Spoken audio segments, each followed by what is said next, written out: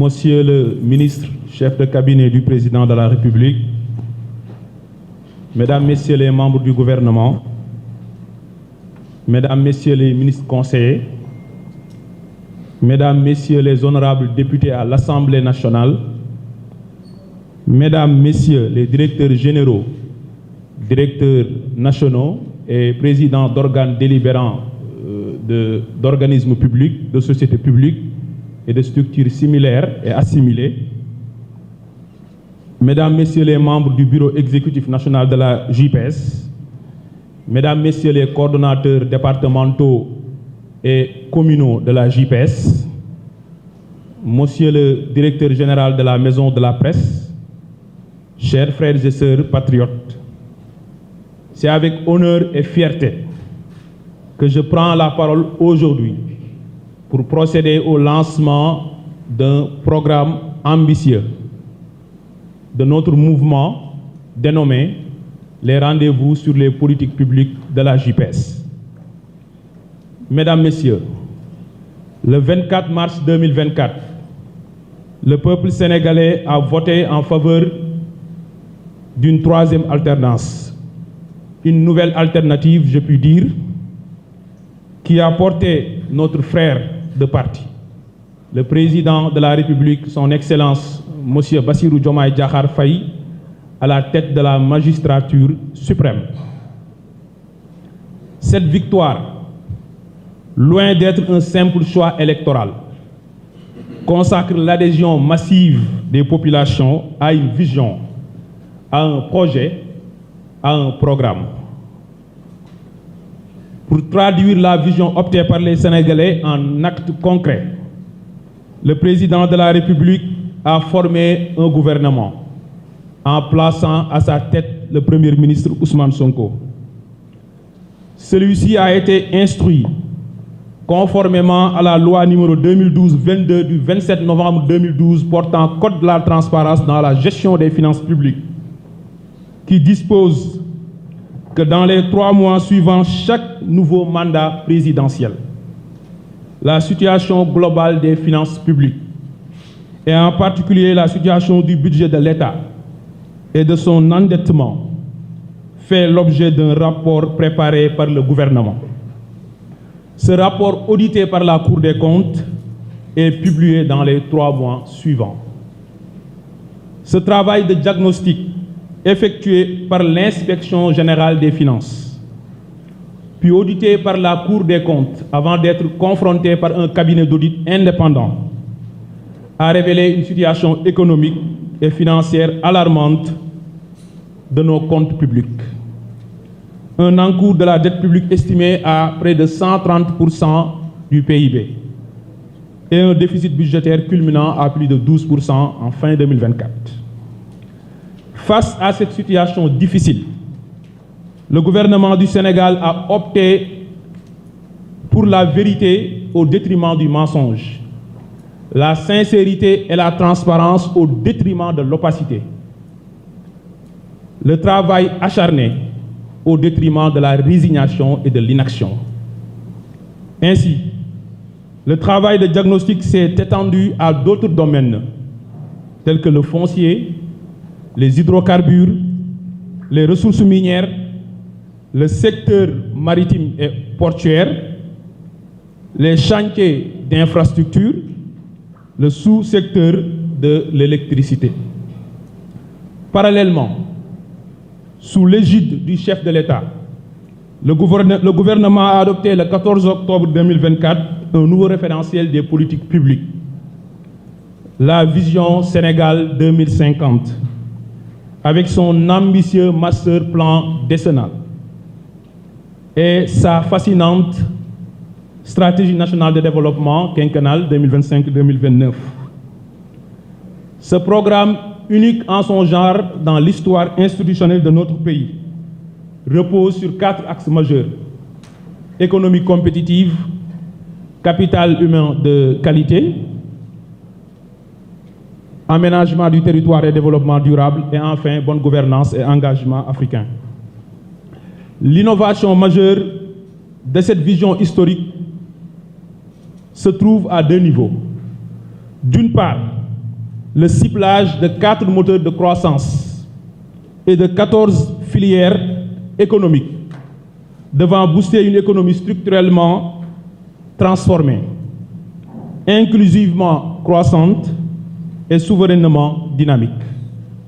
Et d'autre part, la répartition de notre pays en 8 pôles territoires pour booster le développement en profitant du potentiel de chaque zone géographique, en lui assignant une vocation économique, un rôle industriel et en lui dotant d'infrastructures viables et résilientes, le tout pour aboutir à un développement durable dans l'équité spatiale et la connectivité territoriale.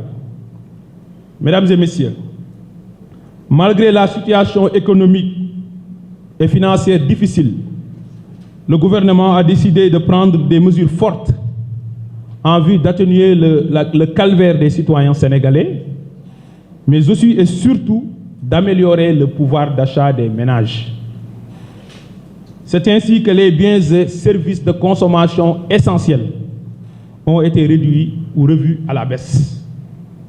Le riz, l'huile, la farine, le pain, l'oignon, la pomme de terre, le ciment, l'électricité, l'essence, le gasoil ou encore le gaz butane.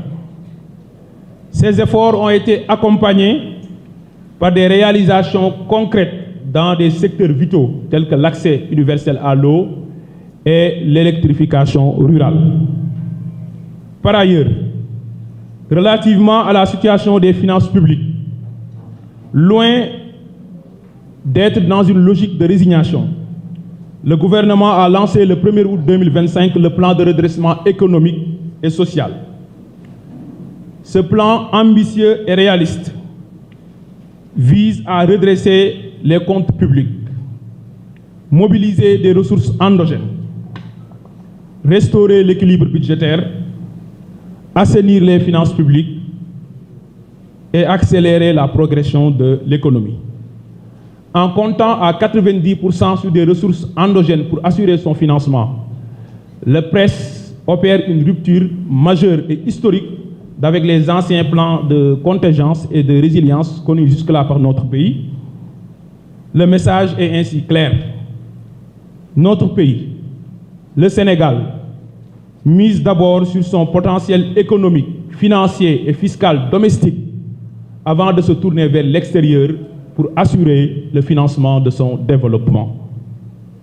Mesdames et messieurs, en dépit de tout ce qui précède, force est de reconnaître que la dette héritée des gouvernements précédents continue d'amoindrir, voire de fragiliser les marges de manœuvre budgétaires et financières de l'État. Avec un encours de la dette publique de l'administration centrale estimé à 23 668 milliards de francs CFA, composé d'une dette extérieure de 68%, structurée en dette commerciale à 65% et libellée en devises étrangères à 68%. Est-il possible de considérer toujours que la dette publique du Sénégal est soutenable? Avec une charge lourde sur le budget de 2026, au point d'atteindre un niveau de remboursement de 4 307 milliards en amortissement de son principal et 1 150 milliards de francs CFA en intérêts et commissions, soit 5 497 milliards au total. Le service de la dette publique du Sénégal offre-t-il des perspectives alléchantes? Pour discuter le sérieux et épineux sujet de la dette publique, nous avons porté le choix sur 2 experts. Monsieur le ministre conseiller Mounirou Ndiaye, enseignant-chercheur et économiste chevronné, l'inspecteur principal du Trésor, Dr Alioune Diouf, qui est le directeur de la dette publique, fonctionnaire expérimenté et rompu à la tâche. Par ma voix, la JPS vous remercie vivement pour votre disponibilité à venir nous accompagner dans le lancement, en tout cas dans la première session de ce programme. Mesdames et messieurs, les rendez-vous sur les politiques publiques de la JPS ont été initiés pour répondre à 3 besoins. Premièrement, offrir aux jeunes du parti un cadre de réflexion et d'échange sur les politiques publiques afin de renforcer leurs capacités politiques, techniques et opérationnelles sur les thématiques de gouvernance. Deuxièmement, assurer le portage du débat public par la jeunesse patriotique, afin qu'elle anime régulièrement l'espace médiatique classique et les réseaux sociaux par les sujets prioritaires de l'action gouvernementale. Troisièmement, constituer un vivier de jeunes aptes à assumer et à assurer des responsabilités politiques, techniques et stratégiques au sein de l'État, des organismes publics, des sociétés publiques et enfin des collectivités territoriales. Ainsi, tous les 15 jours, une thématique afférente aux politiques publiques sera choisie et 2 ou 3 experts seront invités pour enrichir le débat. Pour assurer la pérennité de ce programme, nous avons inscrit au cœur de ce que nous faisons 4 principes directeurs. Le premier principe est le principe de régularité. Régularité dans la tenue de nos sessions tous les 15 jours. Le deuxième principe est le principe de ponctualité. Ponctualité pour tous ceux et celles qui ont été sélectionnés. Donc c'est plus de 30 jeunes partout au Sénégal pour participer de façon assidue donc à nos sessions. Le troisième principe est le principe de rigueur. Rigueur dans la préparation des sessions. Et avant chaque session, une documentation exhaustive est collectée et mise à la disposition des participants. Donc la revue documentaire doit être de mise. Rigueur dans la conduite et l'organisation des sessions, mais rigueur dans le suivi de tout ce que nous faisons. Et enfin, le principe d'excellence qui doit être au cœur de notre action. Cette première session, qui marque le lancement officiel du programme, est placée sous le parrainage de M. Cheikh Diba, ministre des Finances et du Budget, soulignant ainsi la portée institutionnelle du programme. Mesdames et messieurs, sur ce, je déclare ouverte la première session du programme Les rendez-vous sur les politiques publiques de la JPS et souhaite à toutes et tous une excellente session. Je vous remercie de votre attention.